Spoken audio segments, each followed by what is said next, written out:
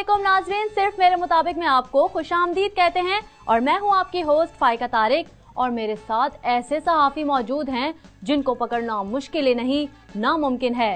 जी हसन निसार साहब। ओए ओए एक मिनट ना, मुझे ये बताओ ये इसका क्या मतलब हुआ कि पकड़ना नामुमकिन है? ओए क्या मेरे जिस्म पे कांटे लगे हैं?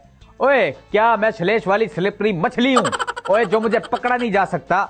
ओए मुझे ये बताओ क्या मैं गीला साबुन हूँ? ये क्या मतलब मैं करंट मारता हूँ? नामुमकिन है पकड़ना।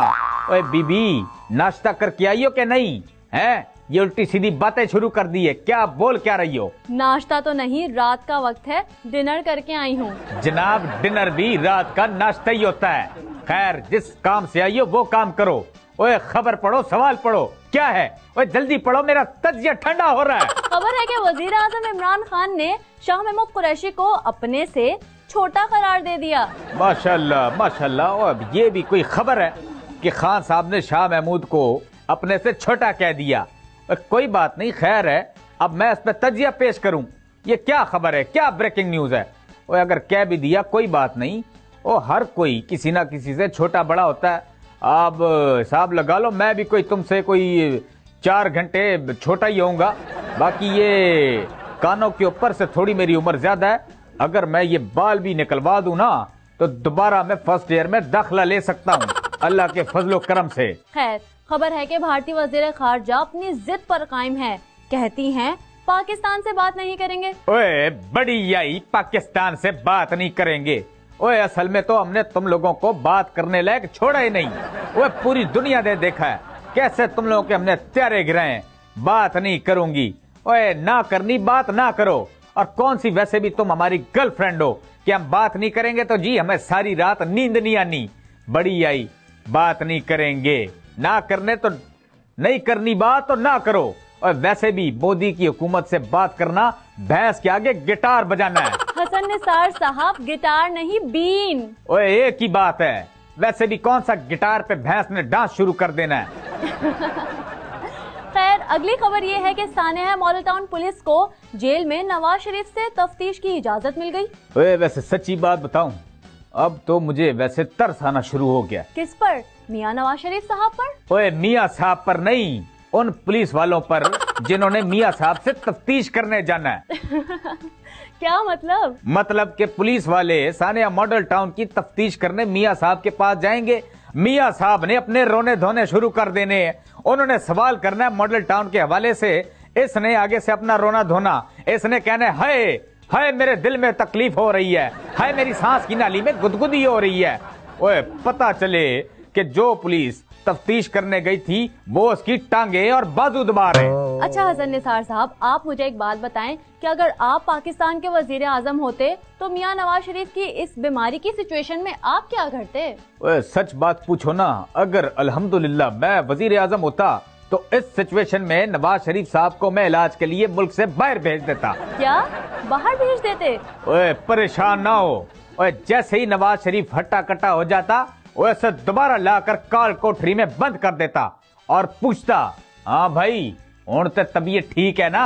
अच्छा हसन निसार साहब, अगली खबर ये है कि दुबई में दुनिया का महंगा तरीन परफ्यूम मुतारिफ कराया गया जिसकी एक बोतल की कीमत पाकिस्तानी 18 करोड़ रुपए है। तुमने वो एड देखा है वो जिसमें एक खूबसूरत स्मार्ट सा लड़का स्प्रे लगाता है बॉडी पे, पूरी लड़कियां उसके पीछे पड़ जाती हैं।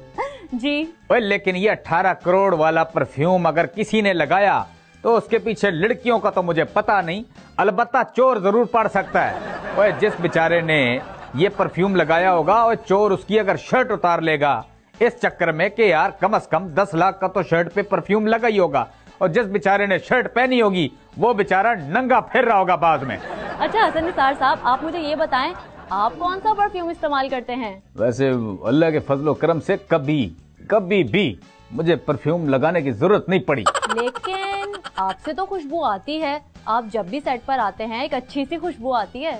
मैं भी तुम्हें बता नहीं सकता। बहरहाल आगे सवाल करो, बल्कि रहने दो, मेरी चार्जिंग भी अभी खत्म हो रही है। नाज़रीन सिर्फ मेरे मुताबिक शो में मुझे और हसन निसार साहब को इजाजत दीजिए। अल्लाह हाफिज। हाँ मेरी साइकिल को कपड़ा मारो, मैं आ रहा हूँ। हाँ लगा ले पंचर यार।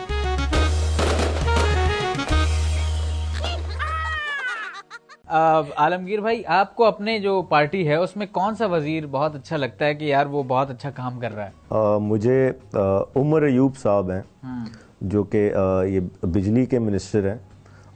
मैं अच्छा उनको इस बात पे कि असेंबली में जब वो आते हैं तो प्रिपेयर्ड आते हैं।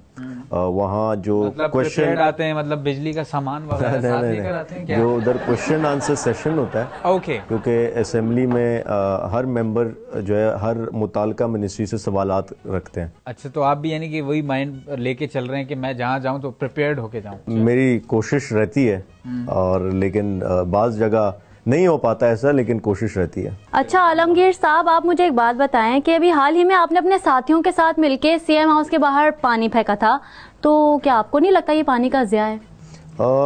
पानी का ज़िया देखें, एक चीज़ समझें, ये वो पानी है जो पानी सीवरेज का जो पानी होता है, जो गंदा आलूदा पानी है।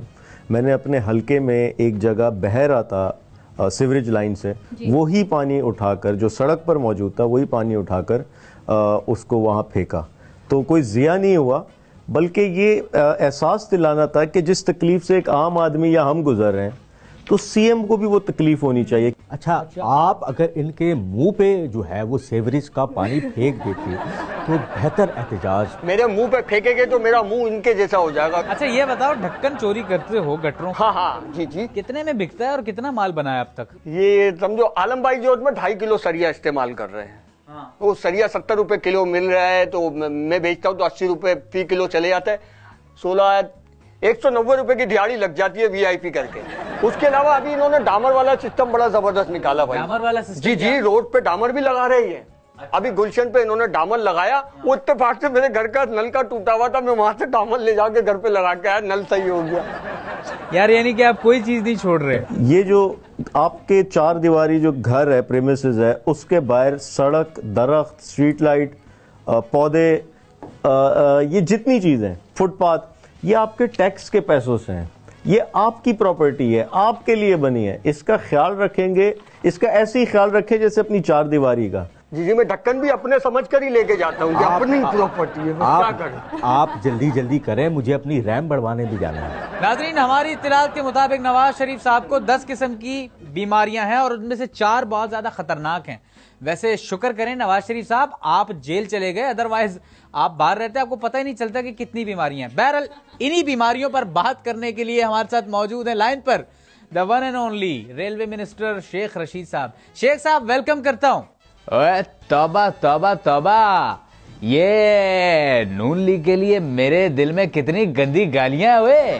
शेख साहब, ये क्या आप डॉक्टर बने हुए हैं क्या? वजारत से घर नहीं चल रहा आपका? आजकल हर सियासतदान बीमार हो रहा है जी। नैब वाले से अगर सियासतदान सलाम ले ले तो बीमार हो जाता है। इतनी तादाद में इजाफा हो रहा है, और मैं इस चीज को मद्देनजर रखते हुए कि मौका बड़ा टाइट है, देखें डॉक्टरों की चांदी होने वाली है। आपके भाई ने इस मौके से फायदा उठाना है, इसीलिए डॉक्टर बन गया हूँ। जी जी, शेख साहब क्या कहना चाहेंगे? नवाज शरीफ साहब को 10 बीमारियां लग चुकी हैं। देखें, मेरे हिसाब से नवाज शरीफ साहब को जितनी बीमारियां लग गई हैं जी, इनको जेल में नहीं रहना चाहिए, बल्कि इनको मेडिकल कॉलेज के स्टूडेंट्स को डोनेट कर देना चाहिए अपने आप को। मेडिकल कॉलेज के स्टूडेंट को डोनेट? ये क्यों? उन बेचारे स्टूडेंट्स को इतनी सारी बीमारियों के लिए एक ही बंदा मिल जाएगा जिस पे वो रिसर्च कर सकेंगे। ये तो वो क्या कहते हैं जी, सारा सामान एक ही छत के नीचे, वो वाली बात होगी। शेख साहब, ये क्या बातें कर रहे हैं? एक शख्स बीमार है और आप जुगते लगा रहे हैं। आलमगीर भाई, क्या हो रहा है ये तो खैर गलत है, लेकिन पीटीआई ने ऑफर किया इनको कि जहां भी इलाज की ज़रूरत है पाकिस्तान में, जो डॉक्टर्स उनकी सहूलत के मुताबिक उनको रिक्वायर्ड है, हम वो उनके लिए पहुंचाएंगे वहाँ। और लेकिन ये भी ज़रा थोड़ा गैर मुनासिब है कि थोड़ी देर के लिए सोचें कि उनको लंदन जाना है इलाज के लिए।